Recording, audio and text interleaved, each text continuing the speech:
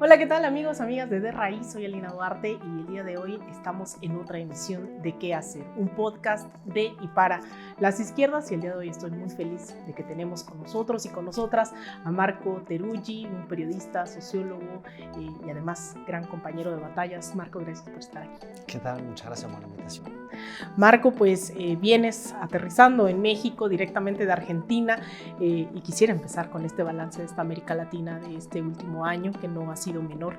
Hemos visto ya este denominado primer ciclo de gobiernos progresistas, ha venido una ruptura, un avance de las derechas en la región y estábamos hablando ya en algo que parece estar consensuado de alguna forma, un segundo ciclo de gobiernos progresistas. En ese ciclo México pues apuntala, ¿no?, con nuevos horizontes, nuevos debates sobre política de drogas, cómo abordar la migración, la inflación. Hemos visto que regresa a la arena un Lula da Silva y también sorprende directamente un Gustavo Petro que llega a la presidencia, pero no necesariamente le han dejado gobernar en el último año.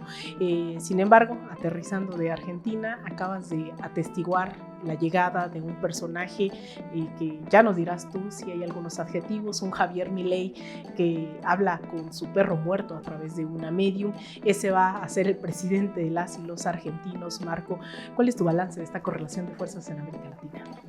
Bueno, en primer lugar diría que acá están viviendo un tiempo excepcional porque están yendo a elecciones y si todo va como pareciera que fuera a ir, van a volver a ser electos, ¿no? Me refiero al partido a través de Claudia. Eso es una excepción en general en América Latina, donde hemos visto casi todos los gobiernos con tiempos bastante cortos. Suele haber como una distancia entre la alegría de la victoria y lo que después se logra hacer. Y eso tanto para las izquierdas, progresismo, como para también, me atrevo a decir, algunos sectores de derecha. Recientemente hubo elecciones en Ecuador y había ganado Guillermo Lasso en el 2021. Y bueno, quienes habían celebrado esa victoria vieron en muy poco tiempo derrumbarse su expectativa de un gobierno de Lasso. Y en Chile, a los meses, ganó Gabriel Boric y rápidamente también la expectativa de su cambio se fue como deshaciendo. Entonces suele ser corto. Por eso digo que acá la excepción es que se gana y hay como una hegemonía. Como, bueno, miramos a mediano o largo plazo. Primero son mandatos de 6 años, lo cual por 2 son 12 años. En Colombia es un solo mandato de 4 años. Por lo tanto, el tiempo Petro va a ser un tiempo muy breve. Así que lo primero es eso, como cierta fragilidad de época, como si nadie encontrara del todo el agujero en la aguja por donde pasar el hilo, ¿no? Como que se logra ganar, se logra acceder a la presidencia, al ejecutivo y después de ahí, ¿qué viene? La respuesta es un poco más fácil para los gobiernos neoliberales, es generalmente un gran proceso de transferencia de riqueza hacia los sectores financieros, hacia afuera, pero para el progresismo, para la izquierda, habría que debatir qué es progresismo, qué es izquierda, es todo un tema de debate. En general cuesta más, como ver qué se hace. Con mayor voluntad de cambio, explícita, casi confrontativa, diría a veces como Petro, que moviliza a la gente, que explica, que convoca. Y también, como en el caso de Boric, o bueno, Alberto Fernández que se fue, como con cierta tendencia, como a la cierta resignación, de no se puede. El orden impuesto es tan difícil, el statu quo tan consolidado que finalmente a lo sumo podemos como redondear los ángulos, lo cual tiene un resultado muy malo políticamente. Marco, hemos visto, pues a pesar de esta cortedad, también sorprende para muchos y muchas en América Latina que a pesar de estar hablando de ciclos, de que los gobiernos no se ganan hoy y para siempre, un personaje como Milei, ¿cómo se explica? Sabemos de este préstamo del Fondo Monetario Internacional, el más grande en la historia del Fondo Monetario, que sabían que no se iba a poder pagar, era totalmente impagable, que se ha demostrado que conforme entró el dinero, lo fugaron absolutamente, no repercutió dentro de la población, pues este préstamo del FMI, protestas, 12 años de kirchnerismo, es decir, ¿en qué punto, más allá también incluso me gustaría que pusiera sobre la mesa, esos factores pueden ser económicos, políticos, ideológicos? ¿Qué es lo que permite o cuál es el caldo de cultivo para un personaje como Javier Milei?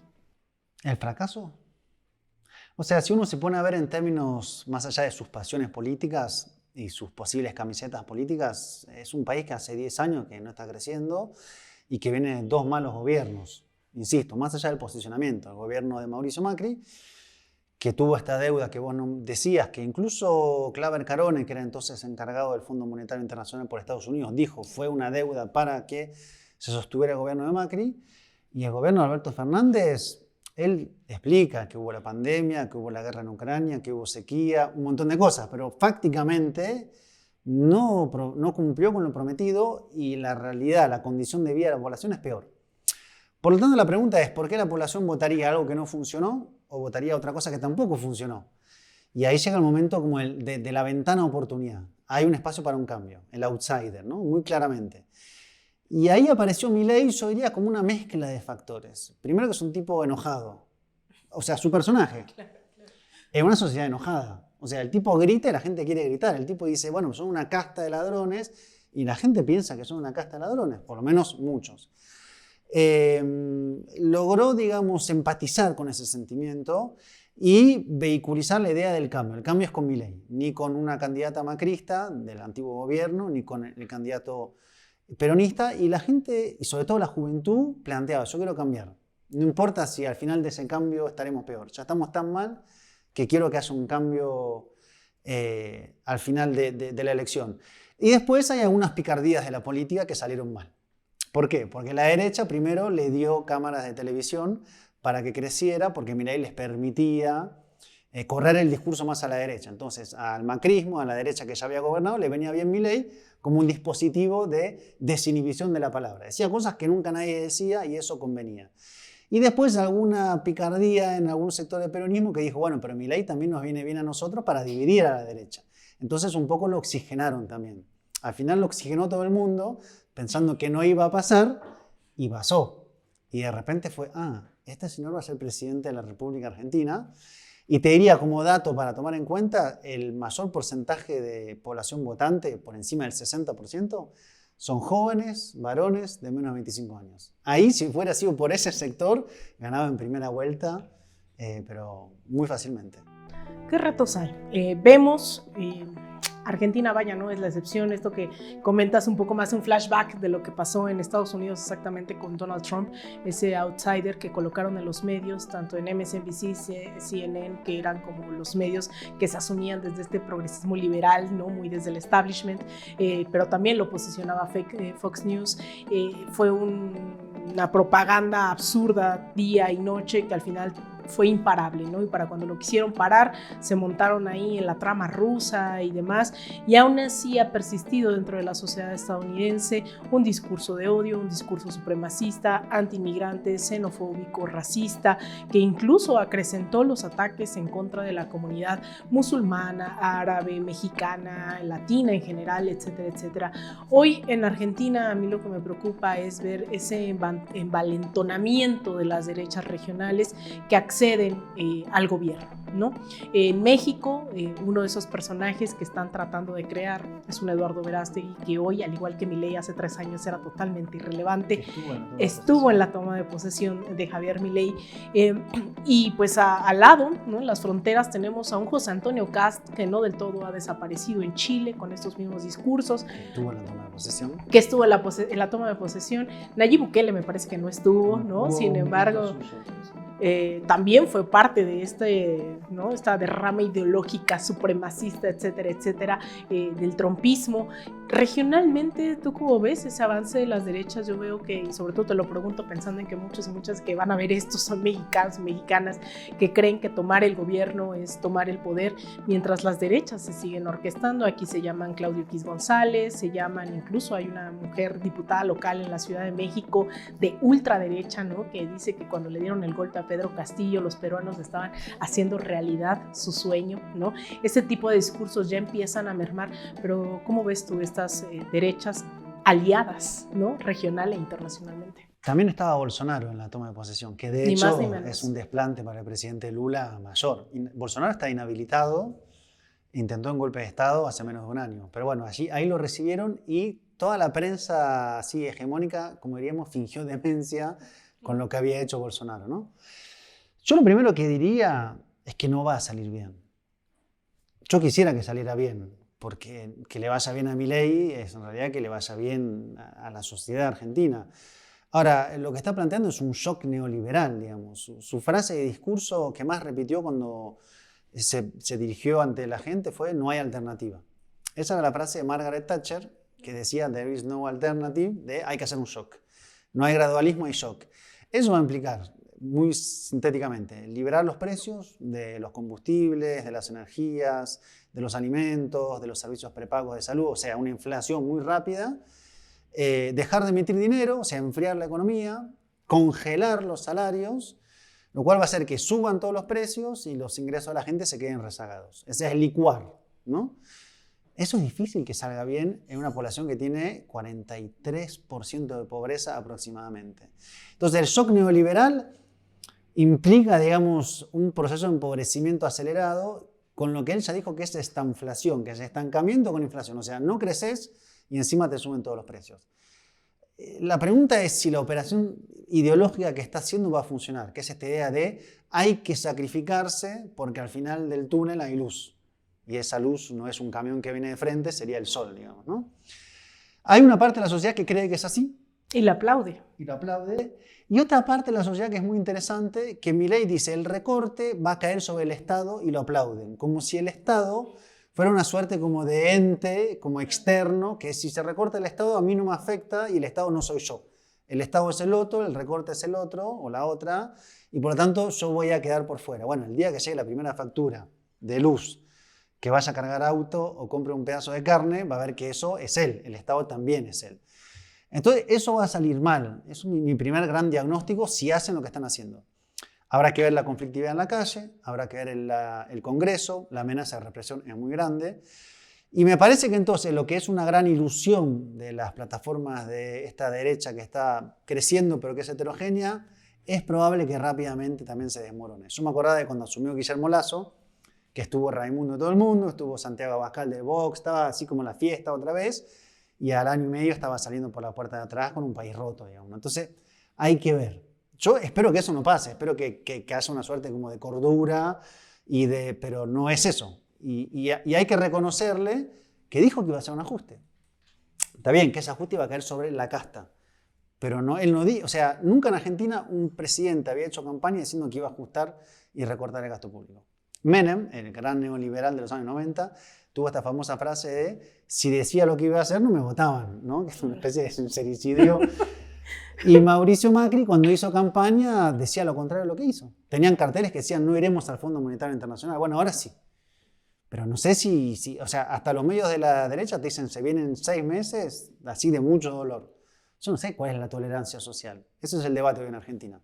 ¿Hay tolerancia social para que te duela sobre lo que ya te duele? Bueno, así de trágico está el debate. Y hay otra parte que es la correlación de fuerzas con las izquierdas, ¿no? Creo que las izquierdas se miran cada vez más diversas, a diferencia tal vez de este primer ciclo progresista, donde había un poco más de afinidad ideológica, política, que se hablaba más sin tapujos de socialismo, ¿no? O sea, del siglo XXI, socialismo bolivariano, en Cuba, en las naciones pluriculturales, el proceso de cambio, etcétera, etcétera. Hoy vemos, hay próximas elecciones en México y en Estados Unidos en el 2024. El gobierno entrante de derecha en Ecuador también se irá a elecciones en 1 año y medio. Vemos que Lula da Silva pues no llega con la misma ventaja que en otros momentos, tiene un poco atadas las manos en ese sentido. Perú todavía se encuentra bajo una dictadura plena. Hay muy pocas izquierdas, y hablábamos de Gustavo Petro, ¿no? En donde hay una claridad, me parece, ideológica al respecto de qué es lo que se debe hacer, pero tiene un Congreso en contra. Pareciera que no necesariamente tenemos muchas esperanzas, pero las esperanzas que hay pues son bastantes. ¿Cuál es tu lectura ahí sobre esta correlación, movimientos sociales, gobiernos progresistas, más allá del debate de que el progresismo a veces es todo y nada, ¿no? Por no definir qué tipo de izquierdas. ¿Cómo ves a las izquierdas en el continente? Bueno, lo primero que decía sobre Petro es muy interesante porque hay todo un tema sobre ganar la presidencia y cómo está el poder legislativo, ¿no? Que es el otro órgano que se elige, porque lo demás son, como se dice, poderes fácticos. Están el poder judicial, en Argentina se habla de la familia judicial, es el menos democrático de todos, y después tener los poderes comunicacionales, los poderes económicos, nacionales, transnacionales, o sea, esa totalidad que conformaría el poder, del cual el gobierno es una parte pequeña, y que si encima el legislativo les adverso, es un fragmento nada más. Para mí una primera pregunta es ¿qué es lo que se quiere hacer? O sea, yo veo que hay casos de gobierno que asumen y no está muy claro hacia dónde quieren ir. Me refiero del centro hacia la izquierda. Vamos a poner así como esa amplia capa. Uno lo ve a Petro y hay una serie de políticas muy claras, que sería como desmontar algunos de los pilares del neoliberalismo, que es una reforma agraria, o sea, distribuir tierra a los campesinos, que además en el caso de Colombia es la base del conflicto armado, una reforma sobre la salud para que el Estado vuelva a tener fuerza, una reforma fiscal para que se cubra quienes más tienen. O sea, uno ve una hoja de ruta. Y después la pregunta es cómo se avanza, con qué correlación y si qué alianzas políticas, ¿no? Con el debate entrecruzado del Frente Amplio.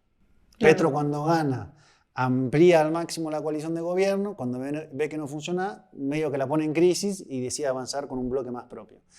Pero está ese debate, un frente grande para ganar elecciones, después ¿qué se hace con eso? En el caso argentino ha sido dramático la situación, o sea, todo el peronismo reunido y después no hay como esquema para gobernar. Pero me parece que también cuál es la diferencia en el caso colombiano, es el primer gobierno de este signo político. En el caso argentino, o en el caso boliviano, o en el caso brasilero, ya hay como 10 años detrás. Entonces, como dice Álvaro García Linera, ¿cuáles son las reformas de segunda generación? ¿Qué sigue cuando ya algunas cosas medulares las hiciste? Cuando ya nacionalizaste recursos estratégicos, cuando ya hiciste planes de contención social, ¿por dónde seguís? ¿Cuál es el proceso de democratización mayor de la sociedad, de empoderamiento social? Me parece que está ese debate. Pero después hay casos donde me parece que se aspira a una administración progresiva del statu quo. Me parece que el caso de Alberto Fernández ha sido paradigmático en ese sentido. ¿Cuál era su ambición? Bueno, una suerte de modelo sin mucho conflicto donde hubiera menos desigualdad. Bueno, menos desigualdad sin conflicto no funciona. O sea, no puedes transformar el orden de acumulación de riqueza si no hay un proceso conflictivo político, no como suerte de oda al conflicto, sino porque a alguien hay que quitarle un poquito para que haya más del otro lado. Y en el caso de Chile me parece que ha pasado algo similar, digamos, ¿no? Con el agravante de que esta vez Gabriel Boric pensaba que iba a ganar la nueva constitución y esperaba eso para empezar a avanzar, y como eso perdió, se quedó sin el pan, sin el chocolate, sin nada, y no fue para ningún lado. Y ahora puede estar la posibilidad de que gane una constitución que redactó el partido de José Antonio Kast. Pero entonces la pregunta es, ¿qué es lo que se quiere hacer? ¿Qué es un modelo más nacionalista? No sé, en el caso de México se planteó nacionalizar el litio, la electricidad, o sea, es un modelo en términos como estructurales nacionalista. El Estado tiene que recuperar. Bueno, eso no hay que dejarlo de lado. Me parece que hay un progresismo, para poner una cuña sobre el debate, como que dejó de lado algunas cosas medio estructurantes, como que es los resortes que tiene el Estado para poder hacerse de recursos, administrar, poder jugar y apalancar. Un Estado que no tenga con qué, que no tenga caja económica, y es un Estado bobo, que no sabe cómo regular, que no tiene financiamiento. Bueno, eso, si no se sabe para dónde se va, en esta situación, con estas derechas, con estos poderes fácticos, con esta geopolítica, es una trituradora de proyectos políticos. Pues vamos a ver cómo nos va aquí en las elecciones del 2024 y lo que se viene, porque también creo que parte de esas elecciones en América Latina es las grandes interrogantes que surgen indiscutiblemente tras los grandes liderazgos que ven hacer estos procesos, ¿no? El que viene después de Hugo Chávez, que viene después de Evo Morales. Ahora vemos a Evo Morales peleado con Lucho Arce, vemos a un Nicolás Maduro que tuvo durante todo este periodo. También Venezuela va a las elecciones el próximo año. Un Nicolás Maduro que no tuvo, Hugo Chávez creo que no tuvo las mismas agresiones que ha tenido el gobierno de Nicolás Maduro en estos momentos, los bloqueos, que ahora está un poco mucho mejor en realidad este último año Venezuela. ¿Qué pasa cuando se va el kirchnerismo, ¿no? Esos son los temas que hoy en México urge voltear a ver hacia el sur, que creo que también esa es una de las grandes apuestas de aquí en De Raíz y en general de algunos espacios independientes, internacionalizar el debate, ¿no? Que México no nació con este debate que ya hemos visto 2 décadas en América Latina. Es un temazo ese, porque no ha funcionado. Bueno, podría citar el caso que es como el antiespejo argentino, que es Uruguay, ¿no? Que cuando nosotros estamos haciendo como nuestros periodos especiales, ellos están siempre en una suerte como de situación de estabilidad. Pepe Mujica perdió, se retiró a su chacra, su campo que tiene, cultiva, o sea, es una suerte como del sabio del clan político, digamos, ¿no? En el resto de los lugares, bueno, empecemos por Rafael Correa en Ecuador, que lo puso Lenín Moreno, que fue una tradición paradigmática.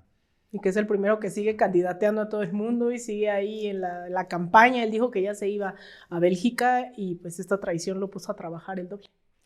En el caso de Argentina, el gobierno de coalición que se armó fue un cortocircuito altísimo, que es parte de la derrota, evidentemente. O sea, no solamente el gobierno de Alberto y Cristina fue malo económicamente, fue malo políticamente. La gente asistió a una suerte como de teatralidad greco-romana latinoamericana, subtropical, de una suerte de pelea en vivo, en directo. O sea, la gente, estás mal económicamente y ves a tu dirigencia peleándose en cámara, no ayuda. Y además intentando asesinar después a Cristina, bueno, eso fue...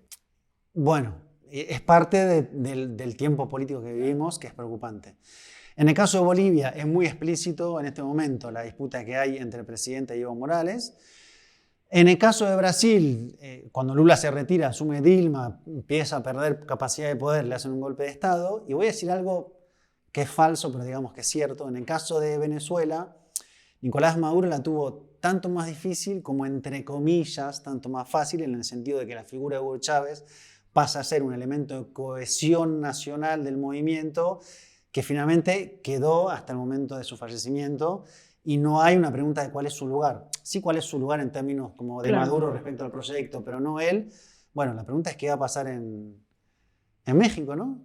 ¿Qué va a hacer Andrés Manuel López Obrador? Si va a ser como Pepe Mujica y en vez de tomar mate tomará café en su café de olla y dará sabios consejos y será un personaje mainstream como el Pepe Mujica, que es una suerte como de gurú del progresismo internacional. No lo sé. En todo caso no está resuelto, así que ahora les toca a ustedes a ver si encuentran el agujero en la bombilla del mate, como se dice en Argentina. Bueno, Andrés Manuel ha anunciado que se va a ir a su finca, y la audiencia mexicana sabrá que más que esa finca, ese lugar a donde se va a ir se llama La Chingada, ¿no? Entonces, muy mexicano el asunto, dice que se va a ir a La Chingada. Pues asumimos que sí se va a ir, y conociéndolo, que no quiere ya intervenir, ¿no? Que es más bien consagrarse históricamente, creo, como el presidente que ha sido, que solo creo que hay un paralelismo con Lázaro Cárdenas, ¿no? En México. De ahí en fuera ha sido desmantelamiento del Estado, ha sido, digamos, otra, pues el neoliberalismo más rapaz, o las dictaduras, ¿no? La dictadura perfecta, decía Vargas Llosa, que no es que nos guste citarlo, ¿no? Pero creo que lo caracterizaba bastante bien, a diferencia de todo este plan Cóndor en América Latina. En México se vivía una dictadura que no necesitaba del todo, ¿no?